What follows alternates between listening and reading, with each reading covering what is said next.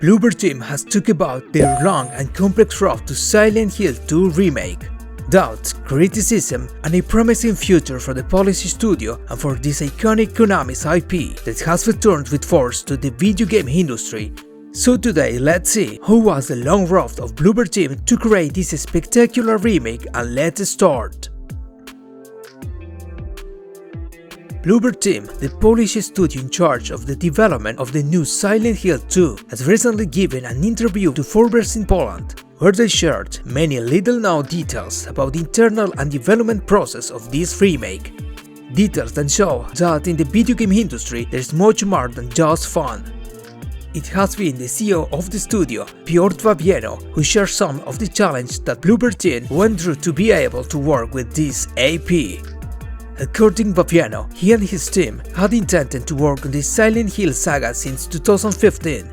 However, he says that his own agent warned him that the Japanese company would never entrust him with this iconic IP within the survival horror genre. Perseverance was the key to success for the studio, since according to Wawieno, they spent years participating in various events with the aim of approaching Konami and establishing communication channels with the company. The key point came in 2019 during the Tokyo Game Show, since after several attempts, it was Konami itself that invited the studio to propose them to work on the Silent Hill series, but to their surprise, it wasn't about making some minor game or spin-off, but they were proposed to recreate the second game that is considered a cult Japanese title, something that left Bloober Team speechless at that time. Wawieno admitted that when they heard such a proposal, he and his team looked at each other in disbelief because they thought it was an impossible task for them. But far from rejecting the offer, Bloober Team accepted the challenge with great enthusiasm. Once the project was publicly announced, the Poles were aware of the skepticism and rejection that many fans expressed to the fact that the remake of this masterpiece would be in the hands of a foreign studio and not in charge of Konami itself. Wawieno himself confesses that they read comments like, "It's a mistake for a Polish company to remake a Japanese game," or "Bloober has never done anything right," which far from discouraging the studio, pushed them to create one of the best remakes the industry has seen in recent years.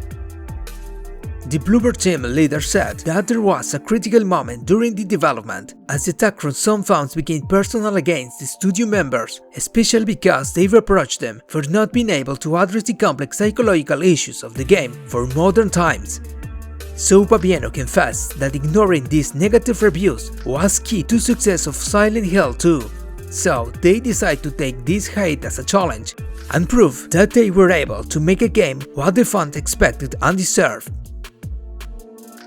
Another problem they had to overcome was the communication with Konami, since in a key work meeting, Bloober asked questions about the game design to the company representatives, which could be answered simply with yes or no.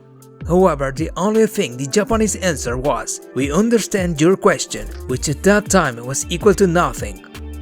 Despite these responses, Wawieno didn't give up and consulted a colleague with experience in the Japanese industry who explained that, in Japan, unlike in the West, processes are more valued than the results themselves. And with that in mind, the team was able to move forward with the key development step of the remake, and eventually both parties were able to work more smoothly and seamlessly. Bloober Team aimed to respect and preserve the essence of the original game. However, for them, it wasn't enough to create just a version with better graphics. They sought to create the ultimate Silent Hill 2 experience. With this in mind, they made changes to the camera, character design, puzzles and the tone map, always trying to maintain the atmosphere of the original title. Their motto was, "What was scary 20 years ago doesn't have the same impact now, so we had to adapt it but without losing the essence."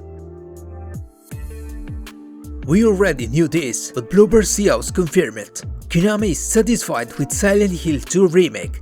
In fact, the Japanese told the Poles that you can tell that this work is made with love and not just for shake it off it, which confirms that the choice of the studio was the right one by Konami. Finally, Wawieno indicates that the sales of this remake, which has already passed 2 million units sold worldwide, shows this studio can handle large video game franchises. But the best was when asked if Bloober Team would return to work with his Silent Hill series, to which Fabiano answered without hesitation, "We don't comment on speculations," which seems to me to leave some room for interpretation, or at least he doesn't flatly deny the possibility that would certainly to be liking of many fans who have been happy and eager for more Silent Hill remakes.